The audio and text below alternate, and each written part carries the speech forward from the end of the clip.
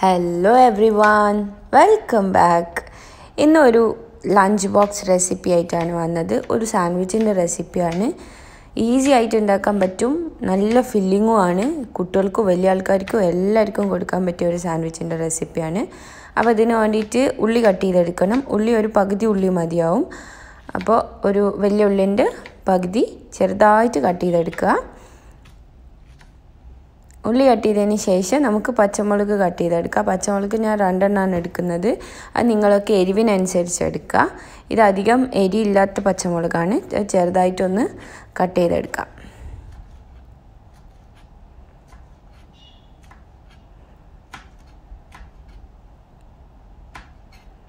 ഇനി നമുക്ക് തക്കാളി കട്ട് ചെയ്തെടുക്കാം. തക്കാളിയും ഒരു ഹാഫ് തക്കാളീൻ്റെയും ഹാഫാണ് കേട്ടോ എടുത്തത്. അപ്പോൾ ഒരര തക്കാളിൻ്റെ അര, അപ്പം അതും കൂടെ കട്ട് ചെയ്തെടുത്തിട്ട് എല്ലാം ചെറുതായിട്ട് വേണം കേട്ടോ കട്ട് ചെയ്തെടുക്കാൻ.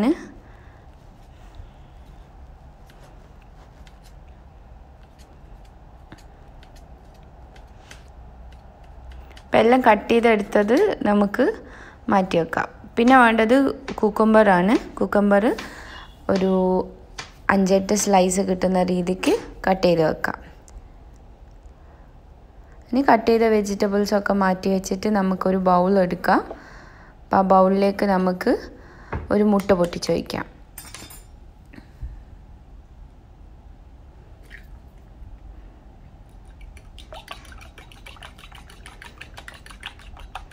ഇനി മുട്ട നല്ലോണം ഒരു ഫോർക്ക് വെച്ച് ബീറ്റ് ചെയ്തെടുക്കാം. എന്നിട്ട് അതിൽ ആവശ്യത്തിനുള്ള ഉപ്പും പെപ്പറും ചേർത്ത് കൊടുക്കാം.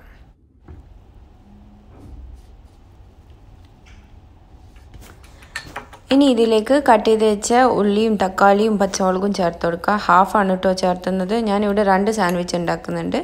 അപ്പോൾ ഹാഫ് അവിടെ അടുത്ത എഗ്ഗിനേക്ക് മാറ്റി വെച്ചതാണ്. ഇനി നല്ലോണം ഇതൊന്ന് അതിലേക്ക് മിക്സ് ചെയ്ത് കൊടുക്കുക. എന്നിട്ടൊരു പാന് ചൂടാക്കാൻ വെക്കുക. പാന് നന്നായി ചൂടായി വരട്ടെ.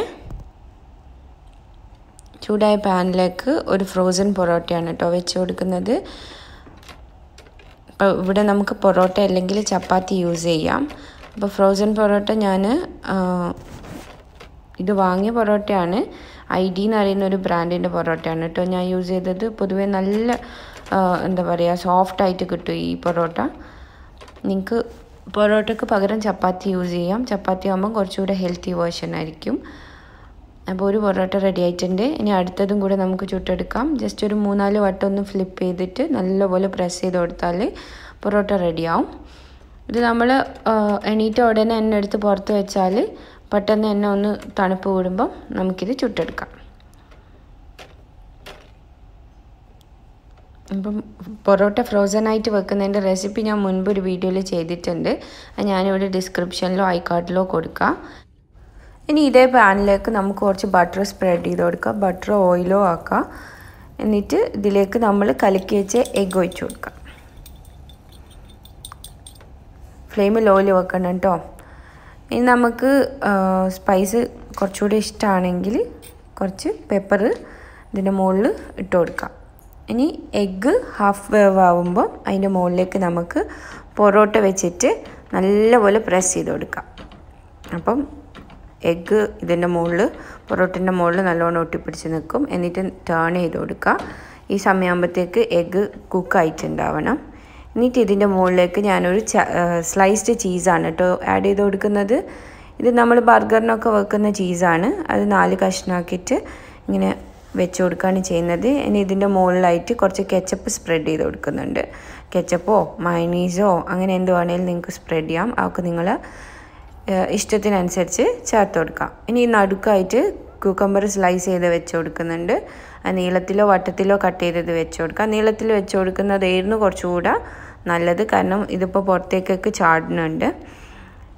ഇനി നമുക്ക് പൊറോട്ട ഒന്ന് റോൾ ചെയ്തെടുക്കാം. ഈ റോൾ ചെയ്തെടുക്കുമ്പം കുറച്ച് കൈയൊക്കെ പൊള്ളാൻ സാധ്യതയുണ്ട്, കാരണം ചൂടിൽ തന്നെ റോൾ ചെയ്യുമ്പോഴാണ് ഇത് റോൾ ചെയ്ത് കിട്ടുക. അപ്പോൾ ഇതാ നമ്മളെ പൊറോട്ട സാൻഡ്വിച്ച് റോൾ റെഡി ആയിട്ടുണ്ട്. ഇനി അടുത്തത് നമുക്ക് വേറൊരു മെത്തേഡിൽ നോക്കാം. അപ്പം പാനൊന്ന് ചൂടാക്കുക. അടുത്ത എഗ്ഗ് പൊട്ടിച്ച് ഒഴിച്ച് കൊടുക്കുക. എന്നിട്ട് അതിൻ്റെ മുകളിലേക്ക് നമുക്ക് പൊറോട്ട വെച്ചിട്ട് നല്ലപോലെ പ്രസ് ചെയ്ത് കൊടുക്കാം. എന്നിട്ടൊന്ന് ഫ്ലിപ്പ് ചെയ്തെടുക്കുക. എന്നിട്ട് ഇവിടെ എന്താ ചെയ്യുന്നതെന്ന് വെച്ചാൽ പൊറോട്ടേൻ്റെ നടുഭാഗത്തേക്ക് ഒരു കട്ടിട്ട് കൊടുക്കുക. എന്നിട്ട് 3 കുക്കമ്പർ സ്ലൈസ് വെച്ച് കൊടുക്കുക. കുറച്ച് മയണീസ് സ്പ്രെഡ് ചെയ്യുക. കുറച്ച് കെച്ചപ്പ് സ്പ്രെഡ് ചെയ്യുക. ഇതിലും നമുക്ക് ചീസ് ഒക്കെ വെക്കാം. എന്താണ് നിങ്ങൾക്ക് ഫില്ലിങ് ഇഷ്ടം അത് ചെയ്ത് കൊടുക്കുക. എന്നിട്ട് ഈ വീഡിയോയിൽ കാണുന്ന മാതിരി ട്രയാങ്കിൾ ഷേപ്പിൽ ഫോൾഡ് ചെയ്തെടുക്കാം.